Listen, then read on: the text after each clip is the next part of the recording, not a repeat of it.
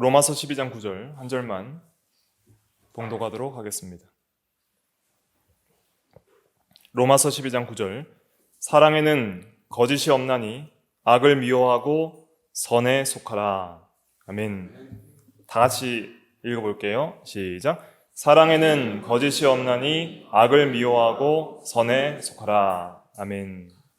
이 말씀 요절이니까 다 외우시고 한 주간도 묵상하시며 이대로 행하시는 여러분들이 되기를 간절히 바랍니다. 사랑에는 거짓이 없다 그랬습니다. 거짓 없는 사랑을 하라는 것이죠. 우리 성도들은 하나님의 사랑을 믿고 깨닫고 본받아서 거짓 없는 사랑에 이르러야 합니다. 거짓 없는 사랑이라는 것은 위선적이지 않는 사랑, 또 진실한 사랑을 가리킵니다. 위선이라는 것은 무엇인가? 위선은 겉과 속이 다른 것입니다. 속은 다른 의도를 가지고 있으면서 겉은 그렇지 않은 척 하는 것이죠.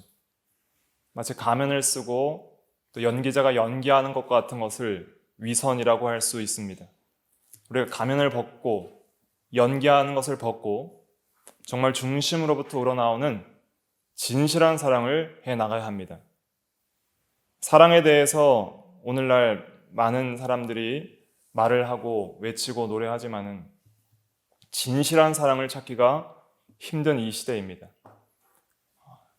진실한 사랑의 특징이 무엇이냐? 그것은 자기의 유익을 구하지 않는 거예요. 고린도전서 13장의 사랑장에 보면 사랑은 자기의 유익을 구하지 않는다 그랬습니다. 이기적이지 않는 사랑을 가리키는 거예요. 사랑이 왜 진실되지 못하고 위선적이냐면 다 자기중심적인 사랑을 하기 때문입니다. 자기 이기심을 만족시키기 위한 사랑을 하기 때문이에요. 자기가 좋아하는 방식대로 사랑하고 자기가 좋아하는 방식대로 사랑받길 원해요. 상대방을 생각하고 상대방을 위한 사랑이 아니라 자기를 위한 사랑이기 때문에 위선적이기 쉬운 거예요. 내가 인정받고 내가 사랑받고 내가 존경받고 내게 유익이 되면 사랑하는 거예요. 그러나 내가 싫고 내가 유익이 안 되고 나에게 손해가 된다고 생각하면 언제든지 배반하고 버릴 수 있는 그것이 가식적이고 진실하지 못한 사랑입니다. 여기서 사랑에는 거짓이 없나니라고 번역된 이 사랑의 헬라어 원어는 아가페예요. 아가페 사랑의 특징이 이 자기의 유익을 구하지 않는 것입니다. 오히려 다른 사람을 위한 희생적 사랑, 그것이 아가페 사랑입니다. 그래서 사랑을 크게 두 가지로 정의를 할 수 있는데 사랑은 희생이에요. 희생적 행위예요. 사랑은 반드시 희생이고 동시에 행위다. 한번 따라 보실까요? 희생적 행위. 사랑에는 반드시 참된 아가페 사랑은 희생이 따라야 돼요. 희생이란 건 뭐예요? 나의 것을 내어주는 거예요. 나의 것을 희생해서 남에게 내어주는 거예요. 그래서 사랑은 자기 드림, 자기를 주는 것이라 할 수 있어요. 자기를 진실하게 주지 않는 그것은 거짓 사랑이에요. 그래서 요한일서 3장에 보면은 요한일서 3장에 보면 18절에 자녀들아 우리가 말과 혀로만 사랑하지 말고 행함과 진실함으로 하자 그랬어요. 말로는 사랑한다고 말할 수 있어요. 말로는 사랑합니다. 뭐 114에도 전화하면 사랑합니다 고객님 하잖아요. 말로는 할 수 있어요. 우리가 말로는 어떤 사랑의 구호를 외치고 말로는 우리가 어떤 사랑을 하고자 하는 동기를 부어넣는 그런 말의 어떤 구호들을 할 수 있고 또 말로는 우리가 표현을 할 수 있어도 정말 진실한 사랑은 뭐냐? 말과 혀로만 하는 것이 아니라 행함과 진실함으로 하자 그랬어요. 행함과 진실함. 그러니까 행동이 나와야 돼요. 사랑은 반드시 행함으로 나와야 되는 거예요. 어떤 행함이에요? 희생적 행함이 나와야 돼요. 희생하는 게 있어야 돼요. 자기를 희생하는 게 있어야 돼요. 오늘날 사랑에 대해서는 사람들이 대부분 감정적으로 생각하고 수동적으로 사랑에 빠지는 것만 생각해요. 내가 사랑에 빠졌다. 이렇게 어떤 수동적이고 감정적인 면으로만 사랑을 그렇게 생각을 하는데, 그래서 어쩔 수 없이 내가 사랑에 빠지는 그러한 수동적 사랑을 사람들이 많이 생각을 하고, 대부분 어떤 남녀 간의 사랑에 대해서는 그렇게 생각을 하죠. 그런데 여기서 말하는 가장 고귀한 하나님에 속한 아가페 사랑의 이 사랑의 특징이 뭐냐면, 이것은 의무이자 행위예요. 명령이에요. 성경은 사랑에 빠져라 이렇게 말하지 않아요. 오히려 사랑하라 그래요. 명령하는 거예요. 거짓 없는 사랑을 하라고 우리에게 명령을 합니다. 그럼 그런 거짓 없는 사랑의 특징은 행위이고 또 자기를 희생하라는 것인데, 요한일서 3장 16절부터 17절에 보면은 그 예를 들고 있어요. 한번 찾아볼까요? 요한일서 3장 16절 17절 같이 읽어볼게요. 시작. 그가 우리를 위하여 목숨을 버리셨으니 우리가 이로써 사랑을 알고 우리도 형제들을 위하여 목숨을 버리는 것이 마땅하니라. 누가 이 세상의 재물을 가지고 형제의 궁핍함을 보고도 도와줄 마음을 닫으면 하나님의 사랑이 어찌 그 속에 거하겠느냐. 네. 하나님은 말로만 사랑하시는 분이 아닙니다. 하나님은 죄인을 사랑하세요. 동시에 하나님은 죄인을 미워하십니다. 하나님은 거룩하시고 의로우신 분이기 때문에 죄인을 미워하세요. 미움이라는 것은 하나님의 의가 불의를 미워하고 심판하고자 하는 하나님의 본질적인 속성이에요. 하나님의 공의, 하나님의 의는 죄인을 용납하지 않아요. 그런데 신기한 하나님의 놀라운 사랑은 뭐냐면은, 하나님은 죄인을 미워하는 동시에 죄인을 사랑하세요. 그럼 어떤 방식으로 죄인을 사랑하시느냐? 그리스도를 내어주심으로 죄인을 사랑하시는 거예요. 그리스도를 통해 우리의 죄를 대신 공의롭게 심판하심으로 우리의 죄를 불쌍히 여기시고, 죄로 말미암아 영원한 멸망을 당할 수밖에 없는 죄인들의 상태를 긍휼히 여기시고 가엾게 여기시고 그들을 구원하기 위해서 희생하시고 행동하시는데, 말로만 하시는 게 아니에요. 내가 너희를 사랑한다 말로만 하시는 게 아니라 하나님은 희생하시고 행동하세요. 그래서 성자 하나님께서 이 땅에 오시는 거예요. 우리를 위하여 고난을 받으신 거예요. 우리를 위하여 십자가에 달려 죽으신 거예요. 그것은 역사적인 사실이요, 실제적인 사건이요, 실제적인 행위였어요. 그 행동을 통해서 하나님의 사랑이 우리에게 나타난 거예요. 이로써 우리가 사랑을 알고 그랬습니다. 이게 진짜 사랑이구나. 하나님을 미워하고 하나님과 원수된 자를 사랑하신 사랑, 죄인을 사랑하시고, 우리가 아직 하나님과 원수되었을 때, 우리가 하나님과 죄인 되었을 때 그리스도께서 우리를 위하여 죽어주심으로 말미암아 우리를 향한 하나님의 사랑을 확증하여 주신 그 놀라운 사랑, 그 사랑을 통해서 진정한 사랑의 진수가 여기 있구나 하는 것을 비로소 아는 것이죠. 이게 사랑인 거예요. 하나님의 사랑은 측량할 수 없이 거룩하고 놀랍고 지극히 높은 사랑이에요. 그래서 성경의 요절 중에 가장 귀한 요절, 요한복음 3장 16절 뭐예요? 하나님이 세상을 이처럼 사랑하사 독생자를 주셨으니 이는 그를 믿는 자마다 멸망하지 않고 영생을 얻게 하려 하심이라. 하나님이 세상을 사랑했다는 것은 좋은 세상을 사랑한 것이 아니라 타락한 죄악된 세상을 사랑했다는 겁니다. 죄악된 세상 속에서 죄악된 삶을 살아가는 죄인들을 사랑하셨다는 거예요. 그걸 사랑하셔서 말로만 사랑하신 게 아니에요. 독생자를 주셨다 그랬어요. 가장 사랑하는 독생자를 내어주시기까지 희생하셔서 죄를 미워하시고 죄인들을 미워하시지만 그 죄인들의 죄를 독생자를 통해 심판하심으로 말미암아 우리를 죄와 사망에서 건져내시고, 그리고 죄 가운데 멸망당할 죄인의 상태를 가엾고 불쌍히 여기셔서 직접 하나님이 구원의 행동을 하신 그 사랑, 그것이 하나님의 사랑인 것이죠. 그래서 이 사랑을 아는 사람은 형제를 위하여 목숨을 버리는 것이 마땅하니라 그랬습니다. 하나님이 요구하시는 것은 형제를 적당히 사랑하라는 것을 요구하시지 않습니다. 우리는 사랑의 한계를 막 정해놔요. 여러분들 형제를 사랑하시죠? 하지만 내 한계가 있어요. 이 한계를 넘어가면 더 이상 난 널 사랑할 수 없어. 내 한계는 여기까지야. 각자가 다 한계가 있어요. 근데 하나님은 한계가 없으세요. 한계가 없이 영원 무한한 사랑으로 무한하신 하나님께서 유한한 인간을 위하여 죽어주셨어요. 그리고 우리에게도 한계를 정하지 말고 사랑하라 하시는 것이 목숨을 버리기까지 사랑하라는 거예요. 왜냐하면 사랑 중에 가장 큰 희생은 우리에게 가장 귀한 것을 내어주는 것이니 무엇을 주는 거예요? 목숨을 주는 거예요. 그래서 요한복음 15장 13절에 예수님께서 친구를 위하여 목숨을 버리는 것보다 더 큰 사랑이 없다 그랬어요.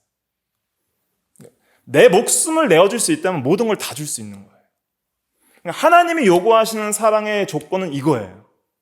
만약에 우리가 근데 이러한 마음이 없고 이러한 조건에 우리가 온전하게 동의해서 사랑하지 못하면 우리는 사랑하는 거예요? 못하는 거예요? 못하는 거예요. 그럼 우리는 사랑 없음에 죄가 있는 거예요. 저도 어느 정도 사랑이 있어요. 여러분들 어느 정도 사랑하시는 분인 걸 알아요. 그러나 형제를 위해 목숨을 버리고 주를 위해 목숨을 버리기까지 사랑하지 못하면 그건 진실한 사랑이 아니에요. 뭔가 거짓된 자기 중심의 그 욕구가 있고 온전한 사랑이 되지 못하는 것이죠. 그러니까 하나님의 사랑의 요구는 이렇게 완전성을 요구하는 거예요. 그래서 우리는 사랑 없음을 회개해야 됩니다. 오늘 아침에도 주일학교 친구들에게 초등부 친구들에게 친구를 위해 목숨을 버릴 수 있느냐? 절대 없다는 거예요. 절대. 그 순수한 거예요. 나는 절대 그렇게 못한다. 그렇게 말을 하는 거예요. 솔직한 것이죠. 그런 마음이 없다는 거예요.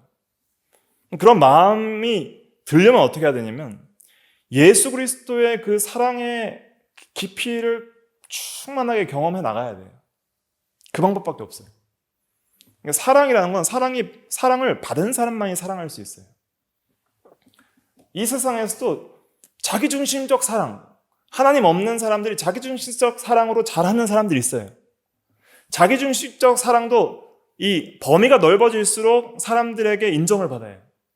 정말 자기중심적인 인간은 정말 자기만 사랑하는 사람이 있어요. 가족도 사랑하지 않고 이웃도 사랑하지 않고 친구도 사랑하지 않고 의리도 없고 그냥 진짜 자기중심적 사랑은 외톨이가 될 수밖에 없죠. 사람들이 다 싫어하겠죠. 그런데 자기 가족만 사랑하는 사람이 있어요. 자기 가족은 뭐 생명을 바쳐서 헌신할 수 있도록 사랑해요. 근데 가족 외에는 아무도 사랑하지 않아요. 또 자기와 연관된 혈연, 지연, 학연, 자기와 연관된 관련된 우리 교회도 예담교회만 사랑한다. 이래서는 안 돼요. 우주적 하나님의 교회를 사랑해야 되고 또 하나님의 세상을 사랑하신 것처럼 불신자들도 사랑할 수 있는, 원수까지 사랑할 수 있는 그런 마음까지 우리가 가지는 것이 온전한 사랑으로 나아가는 것인데 우리가 어떤 한계를 계속 정해놓으시면 안 됩니다. 여러분들에게는 딱 사랑의 한계들이 각자만이 있으실 거예요. 나는 여기까지만 사랑할 수 있어. 하지만 이런 사람은 절대 사랑할 수 없어. 그리고 여러분들과 코드가 맞고 성향이 맞고 여러분들과 사상이 맞고 생각이 맞는 사람들만 사랑하실 거예요. 교리적으로 좀 차이가 있고 예수를 믿어도 교리적으로 차이가 있으면 이건 내가 타협할 수 없다고 해서 사랑하지 못하는 것도 있을 수 있고 좀 이런 여러 가지 자기만의 어떤 생각들이 있어요. 사람은 마땅히 이래야 해. 사람은 마땅히 이래야 해. 어떻게 사람이 그래? 자기만의 어떤 절대 용서할 수 없는 한계를 정해놓는 사람들이 있어요. 어떤 분들은 너무 시간 약속을 철저하게 지켜서 약속 시간에 늦는 건 인간도 아니다. 그건 사람 치고 마다겠다. 이러신 분들도 있고 그리고 게으른 걸 너무 싫어해서 나태하고 게으른 사람은 사람으로 취급 안 하시고 미워하시는 분들도 있고 자기가 지금까지 살아왔던 그 습관과 좋다고 생각하는 어떤 그 생활 방식이 있는데 그 방식의 틀에 안 맞으면 다 싫은 거예요. 그런 사람은 절대 사랑할 수가 없는 거예요. 근데 한번 생각해보세요. 초대교회 때 유대인과 헬라인은 완전히 상극이에요. 유대인은 율법을 의식적으로 준수해왔던 사람들이고 헬라인은 전혀 그런 것들을 준수하지 않았던 사람이기 때문에 이 둘이 한 교회에서 함께 신앙생활을 한다는 것은 너무 힘든 거예요. 완전히 다른 생활을 살아왔던 사람들이에요. 그러한 사람들에게도 서로 사랑하라고 말하는 거예요. 서로를 용납하고 인정하고 보고만 해서 서로 사랑하라는 거예요. 그래서 우리에게는 우리의 한계를 뛰어넘는 사랑의 능력의 역사가 필요한 거예요. 그것은 우리를 조건 없이 사랑하는, 무조건적으로 우리를 사랑하시고 우리를 위해 희생하신 그리스도의 사랑 안에 있을 때 비로소 우리는 다른 형제들을 사랑하고 원수까지 사랑할 수 있는 것입니다. 예수님께서 그랬잖아요. 마태복음 5장에 원수까지 사랑하라고. 너희가 사랑할 수 있는 사람만 사랑하면 무슨 소용이 있느냐는 거예요. 마태복음 5장, 마태복음 신약성경 7페이지입니다. 마태복음 5장 43절 의미를 생각하며 쭉 한번 읽어볼게요. 시작. 또 내 이웃을 사랑하고 내 원수를 미워하라 하였다는 것을 너희가 들었으나 나는 너희에게 이르노니 너희 원수를 사랑하며 너희를 박해하는 자를 위하여 기도하라. 이같이 한즉 하늘에 계신 너희 아버지 아들이 되리니 이는 하나님이 그 해를 악인과 선인에게 비추시며 비를 의로운 자와 불의한 자에게 내려주심이라. 너희가 너희를 사랑하는 자를 사랑하면 무슨 상이 있으리요? 세리도 이같이 아니하느냐? 또 너희가 너희 형제에게만 무난하면 남보다 더 하는 것이 무엇이냐? 이방인들도 이같이 아니하느냐? 그러므로 하늘에 계신 너희 아버지의 온전하신 것 같이 너희도 온전하라. 네. 여기서도 46절, 47절에도 한계를 정하지 말라 그랬잖아요. 너희를 사랑하는 사람만 사랑하면 무슨 소용이 있느냐? 세리. 그 세금을 걷는 그런 탐욕에 젖은 돈의 욕심을 가진, 세금을 많이 탈취해서 자기가 개인적으로 취하는 일들을 많이 했거든요. 이 당시에 세리가. 그러한 탐욕에 물든 세리들도 자기를 사랑하는 사람은 사랑한다는 거예요. 또 예수 안 믿는 하나님을 모르는 이방인들도 자기가 사랑하는 사람은 사랑한다는 거예요. 그런데 너희도 너희 마음에 드는 사람들만 사랑하면 더하는 게 뭐냐는 거예요. 더하는 게. 하나님의 사랑을 담는 게 무엇이냐 이렇게 말씀을 해주시는 것이죠. 하나님은 악인과 선인에게도 일반적으로 해와 비의 은혜를 베풀어 주신다 그랬습니다. 그래서 우리가 형제를 위해 목숨을 버리는 것이 중요하고 또 그 요한일서 3장 그 17절에 보면 누가 이 세상의 재물을 가지고 형제의 궁핍함을 보고도 도와줄 마음을 닫으면 하나님의 사랑이 어찌 그 속에 거하겠느냐.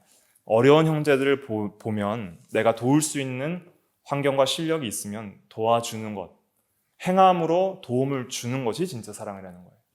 말 한마디 도와주고 물질 하나 건네주고 음식 조금만 있는 걸 너 좀 나눠주고 경제적으로 어려우면 도울 수 있는 것은 도와주고 그러한 상황을 긍휼히 여기고 불쌍히 여기고 그 상황에서 해결해 줄 수 있도록 행함으로 나아가는 것이 그게 사랑이라는 거예요. 그래서 이것에 대해서 좋은 예가 또 하나 있는데 그 마가복음 10장, 마태복음 19장, 누가복음 18장에 보면은 그 선한 청년이 하나 있었어요. 그 청년은 관리였고요. 젊었고 아주 도덕적으로 훌륭한 사람이었어요. 근데 그 선한 관리 청년이 예수님께 나와서 무릎 꿇고 말하면서 선하신 선생님, 제가 어찌하면 영생을 얻을 수 있겠습니까? 이렇게 물어봤어요. 이 사람은 자기의 선한 행위로 의와 영생을 얻을 수 있다고 생각한 그 율법주의적인 마음을 가지고 있던 사람이었어요. 예수님께서 내가 계명을 아노니 계명을 지켜라 그랬어요. 그러면서 살인하지 말라, 간음하지 말라, 도둑질하지 말라, 내 이웃에 대하여 거짓 증거하지 말라, 그 다음에 내 부모를 공경하라, 그리고 내 이웃을 내 자신과 같이 사랑하라 이렇게 말씀하셨어요. 탐심에 대한 계명 말씀 안 하셨고요. 그 5계명부터 9번째 계명 말씀하셨고 마태복음 19장에 보면은 그 다음에 내 이웃을 내 자신과 같이 사랑하라 이런 말씀하셨어요. 그러니까 그 청년이 뭐라 그랬을까요? 내가 어려서부터 이 모든 것을 다 지켰습니다. 저는 한 번도 빠짐없이 이웃을 사랑했고요. 다 지켰다는 거예요. 그래? 그러면 그 청년이 부자였거든요. 내 소유를 다 팔아서 가난한 자들에게 나눠주고 너는 나를 따르라 그랬어요. 이 말씀에서 핵심이 뭐냐면 재물을 사랑하는 것보다 두 가지를 하라는 거예요. 누구와 누구를 사랑하는 거라는 거예요? 예수님과 이웃이에요. 예수님과 이웃. 그러니까 예수님과 이웃을 사랑하는데 한계가 없이 네 마음에 탐심이 있고 재물을 사랑하는 줄 내가 안다. 예수님께서 그 사람을 사랑하셨다고 그랬거든요. 그 청년을 사랑하시면서 이렇게 말씀하셨어요. 네 재물을 다 팔아서 가난한 자들에게 나눠주고 나를 따르라. 이것은 이웃을 재물보다 사랑하느냐? 영생을 얻기 위해 주님을 네 재물보다 사랑하느냐? 목숨을 버리란 말씀 안 하셨어요. 근데 이 청년이 근심하며 재물이 많은 거로 근심하며 돌아갔다 그랬어요. 그러니까 이 청년은 정말 사랑도 있었어요. 분명히. 그리고 많은 자선도 했었을 거예요. 그리고 정말 도덕적으로 뛰어난 사람이었어요. 자타공인, 오늘날로 말하면 최고의 신랑감인 그런 청년이에요. 그런데도 불구하고 그 청년은 한계가 있었어요. 내 모든 재물보다는 예수님과 이웃을 사랑할 수는 없다. 내 재물이 더 귀하다. 그 한계 때문에 예수님을 영접하지 못하고 또 그 영생의 유일한 길이신 예수님을 따라가지 못했던 거예요. 그래서 부자가 천국에 들어가는 것이 낙타가 바늘구멍에 들어가는 것보다 더 어렵다.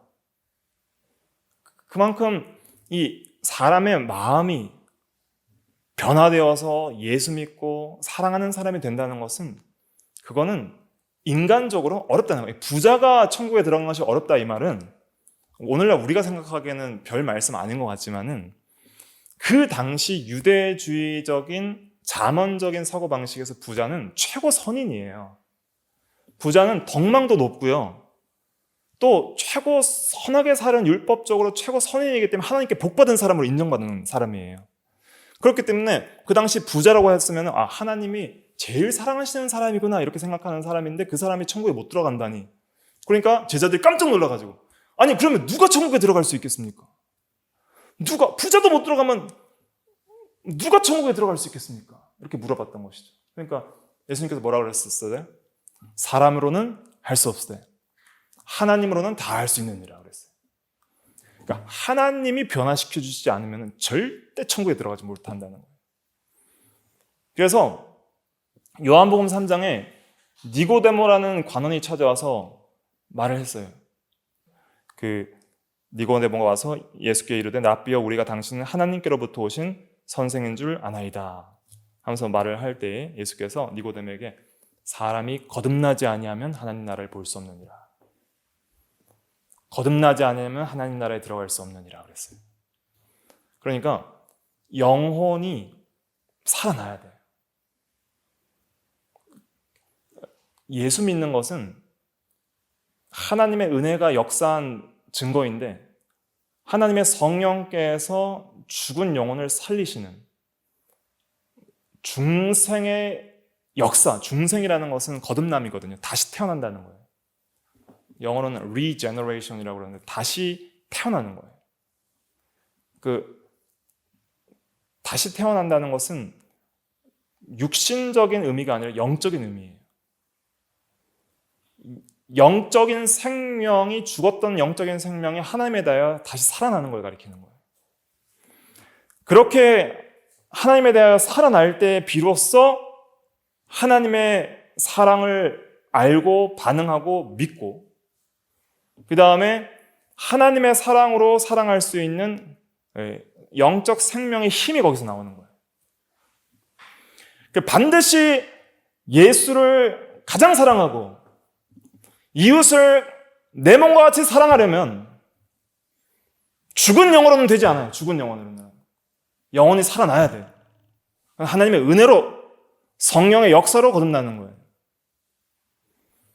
그렇게 살아난 중생한 성도가 이제는 하나님의 사랑을 알고 믿고 그리고 그 하나님의 사랑을 더욱더 깨닫고 그 은혜를 구할 때에 비로소 우리가 사랑의 사람으로 점점점 변화되게 되어갑니다. 이건 영적인 역사예요. 여러분들에게 아직 거듭남의 은혜가 없다면 하나님께서 우리의 영혼을 만져주시기를 기도하셔야 돼요. 여러분들이 참으로 거듭난 증거는 무엇이냐면 하나님을 알고 사랑하고 믿고 의지하고 그 다음에 하나님을 위하여 살기를 헌신된 마음을 가지게 되어 있어요. 그러니까 하나님을 위하여 희생하고자 하는 마음을 가지게 되어 있어요. 우리의 사랑은, 성도의 참된 사랑은, 거짓 없는 사랑은 어디에서 나와야 되냐면 하나님으로부터 나와야 돼요. 하나님으로부터. 자기중심적 사랑에서 나오는 게 아니에요. 자기중심적 사랑은 항상 뭐가 있어요? 한계가 있어요. 한계. 자기 한계를 정해놓는다 그랬잖아요. 내가 사랑하는 사람만 사랑할 수 있고 내가 설정한 범위 내에서만 사랑할 수가 있는 거예요. 그런데 참된 거듭난 성도의 사랑은 어떤 사랑이 되어야 되는가? 거짓 없이 사랑하라는 것은 하나님의 사랑을 받아서 사랑하라는 거예요. 하나님의 사랑을 받아서. 하나님 중심의 사랑을 하라는 거예요. 하나님이 공급해 주시는 힘이 있어요. 하나님이 주시는 사랑의 역사가 있어요. 사랑의 능력이 있어요. 그 사랑으로 사랑해 나가야 됩니다. 그럴 때 진실한 사랑, 정말 하나님을 내 생명보다 더 사랑할 수 있는 사랑이 나오는 거예요. 왜 하나님을 내 생명보다 더 사랑할 수 있는 사랑이 나오냐면 하나님이 나를 사랑하사 나를 위해 생명을 내어주셨기 때문이에요. 그 은혜를 내가 진실로 믿는다면, 그 사랑을 진실로 내가 거짓 없는 사랑으로 내가 믿고 받고 알고 경험한다면 그때서 비로소 사랑이 나오게 되는 거예요.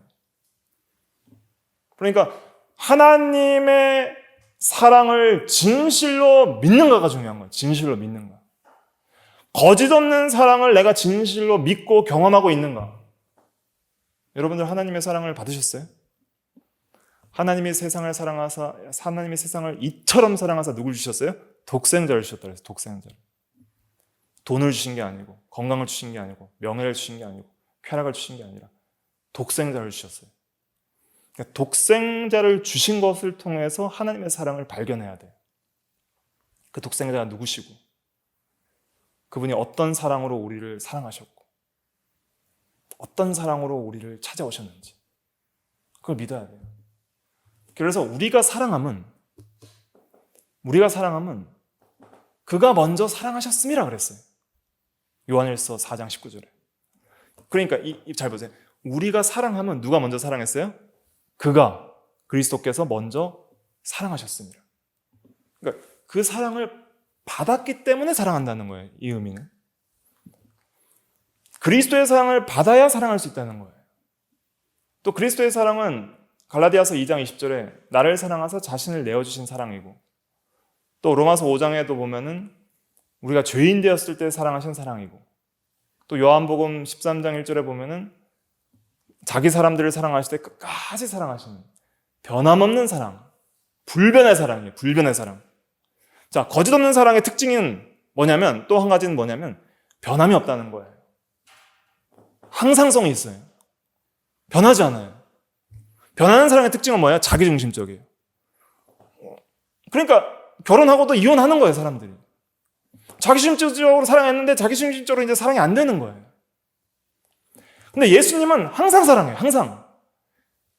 우리가 거룩하게 살 때 특별히 사랑해 주세요. 나를 사랑하고 내 계명을 지키는 자를 나도 사랑하고 아버지께서도 그 사람에게 자신을 나타내신다 그랬어요. 그런데 우리가 죄를 지을 때도 사랑하실까요? 안 사랑하실까요? 사랑하시는 거예요. 자기 사람들을 사랑하실 때 끝까지 사랑하시는 거예요. 한번 생각해 보세요. 베드로가 예수님 3번 부인했어요. 우리 같았으면 친구가 3번 나를 배반하면 절교하겠죠. 안 할 수도 있는데 그런 마음이 들 거 아니에요, 그렇죠? 네. 그렇게 하면 안 되지만 우리가 의리가 없을 수 있잖아요. 예수님은 누구보다 의리 있으신 분이에요. 의리. 베드로가 그렇게 예수님을 부인해도 예수님은 절대 베드로를 배신하지 않으시고 끝까지 사랑하시고 베드로를 위해 기도해 주시고 그 다음에 베드로에게 회복의 은혜를 주셨죠. 네가 나를 사랑하느냐, 네가 나를 사랑하느냐, 네가 나를 사랑하느냐 3번 물어주시고 그의 사도직을 복권해 주시고 세상 끝날까지 베드로와 함께 하셨죠. 동일하게 우리에게도 적용됩니다. 우리는 주님을 늘 배반해요. 우리는 주님을 늘 배반해요. 찬송가에서도 우리는 주님을 늘 배반하나 그러잖아요. 주님을 떠나고 주님보다 자기를 사랑하고 돈을 사랑하고 우상을 사랑하고 세상을 사랑하고 주님의 말씀을 사랑하지 않고 자기의 정욕을 사랑하고 나가는 때가 너무 많아요. 그러면서도 주님을 사랑한다고 위선적으로 말하는 거예요. 그러면서 주님을 사랑한다고 위선적으로 예배하는 거예요. 그러면서 주님을 사랑한다고 주님이 주신 직분을 받아서 교회의 직분을 감당하고 있는 거예요. 그런 사랑은 능력이 없어요. 그러니까 주님을 사랑하되 마음과 목숨과 힘과 뜻을 다해서 사랑하라고 했어요. 목숨을 다해서, 뜻을 다해서. 그러니까 이건 뭐냐면 마음을 다하고 목숨을 다하고 뜻을 다하고 힘을 다하는 건 뭐냐면 모든 걸 다 쏟아부어서 사랑하라는 거예요. 한계를 정해놓지 말라는 거예요. 전심으로, 전인격적으로, 전 존재를 바쳐서 사랑하라는 거예요. 이게 진짜 사랑이에요. 이러한 사랑이 우리에게 필요합니다. 이러한 사랑의 사람들이 서야 됩니다. 이러한 사랑으로 나가지 않으면 우리가 받은 은사도 다 소용없다고 그랬어요. 교회의 은사에 대해서 로마서 12장 간단히 증거하지만 고린도전서 12장은 자세하게 증거를 해요. 그리고 나서 더 좋은 은사를 사모하라면서 사랑장으로 넘어가요. 하나님을 섬기기 위하여 또 몸된 교회를 섬기기 위하여 하나님께서 재능과 은사를 주시는데 그 은사도 아무리 좋은 은사도 사랑이 없으면 소용이 없다 그랬어요. 고린도전서 13장 한번 보실래요? 고린도전서 13장 1절부터 3절 시작. 내가 사람의 방언과 천사의 말을 할지라도 사랑이 없으면 소리나는 구리와 울리는 꽹과리가 되고 내가 예언하는 능력이 있어 모든 비밀과 모든 지식을 알고 또 산을 옮길 만한 모든 믿음이 있을지라도 사랑이 없으면 내가 아무것도 아니요 내가 내게 있는 모든 것으로 구제하고 또 내 몸을 불살하게 내줄지라도 사랑이 없으면 내게 아무 유익이 없느니라. 네, 여기 보세요. 예언하는 능력이 있어. 예언의 은사 뭐라 그랬어요? 하나님의 말씀을 해석하고 선포하는 은사. 특별히 목사가 지금 설교를 하고 있잖아요. 이것도 예언의 은사를 발휘해서 여러분들에게 하나님의 말씀을 대언하는 것이라 할 수 있는데 거기에 사랑이 없어요. 만약에 목사가 사랑이 없으면 자기 유익을 위해 설교하는 거예요. 성도들에 대해서 사랑이 없으면 말씀 준비도 사랑이 있으면 성도들에게 영혼의 양식을 먹이기 위해서 좋은 밥을 준비하려고 할 것이고 사랑이 없으면 관심이 없는 거예요. 성도들을 또 정죄하기 쉽고 자기 사람으로 만들기를 힘쓰는 그러한 교조화되는 목사가 될 수도 있는 것이죠. 또 산을 옮길 만한 특별한 시험의 때에 견딜 수 있는 특별한 믿음이 있어도 믿음이 좋은 성도들 많이 있습니다.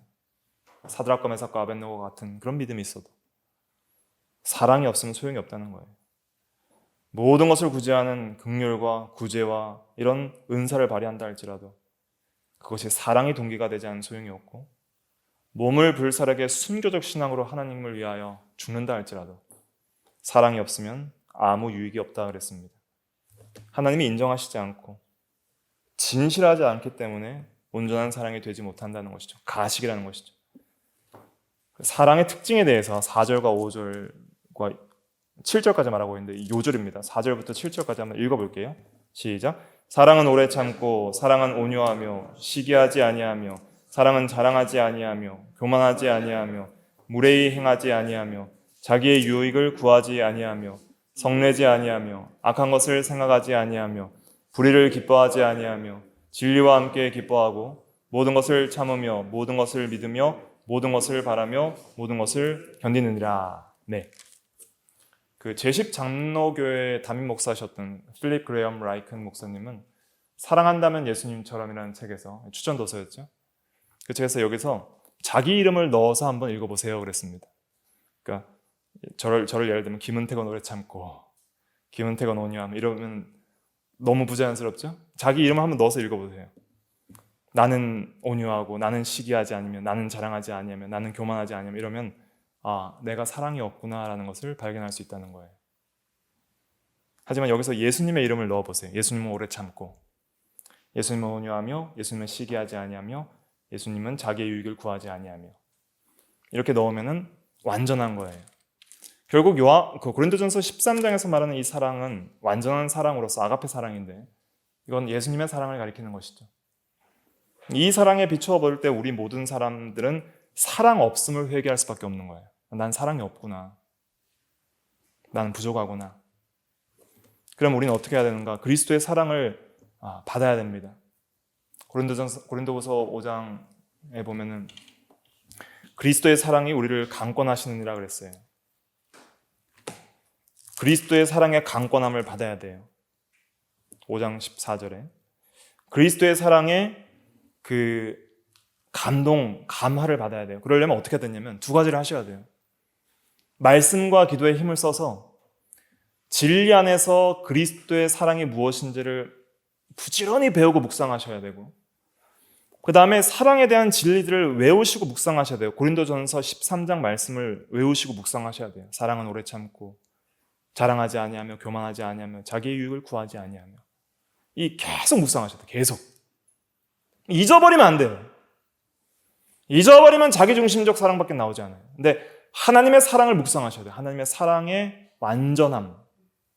그 사랑의 완전함을 묵상하시면서 계속적으로 말씀과 기도에 힘을 쓰면서 성령의 인도를 받아야 돼요. 성령의 인도. 성령의 감화와 인도가 있어야 돼요. 반드시 하나님의 성령의 감화와 인도가 있습니다. 그래서 마음을 새롭게 하고 변화를 하시는 성령의 감화를 받아야 돼요. 그래서 성령의 첫 번째 열매가 사랑이잖아요. 갈라디아서 5장 22절에. 사랑의 열매가 나오게 하시는 성령의 감화를 우리가 받아야 되는 것이죠. 그래서 말씀과 기도가 사실은 신앙생활에 가장 중요한 거예요. 말씀과 기도와 믿음과 순종과 성령의 감동을 받는 그런 역사를 구하셔야 돼요. 그냥 아무런 감정 없이 냉랭하게 교회만 왔다가 피곤한 마음으로 떠나시지 마시고 뭔가 마음속에 마음을 울리는 성령의 역사와 진리의 말씀으로 마음이 뜨거워지는, 엠마오로 내려가던 두 제자들에게 나타나셔서 예수님께서 말씀을 전해주셨을 때 성경을 풀어주실 때 우리의 마음이 뜨겁지 아니하더냐 하는 그 뜨거운 진리의 역사가 있어야 되는 거예요. 그 진리와 성령의 역사가 있을 때 우리가 하나님의 사랑을 깊이 있게 이해하고 그 사랑의 힘을 받아서 사랑하는 사람이 되어나갈 수 있는 것입니다. 진실한 사랑을 해나가야 되는 거예요. 그래서 우리가 사랑을 깊이 깨달으려면 기도를 좀 많이 하셔야 됩니다. 사랑하는 사람이 될 수 있게 해달라고 기도를 좀 하셔야 되는데, 에베소서 3장 한번 찾아볼까요? 에베소서 3장 15절부터 19절까지. 에베소서 3장 15절부터 19절까지 한번 읽어볼까요? 시작.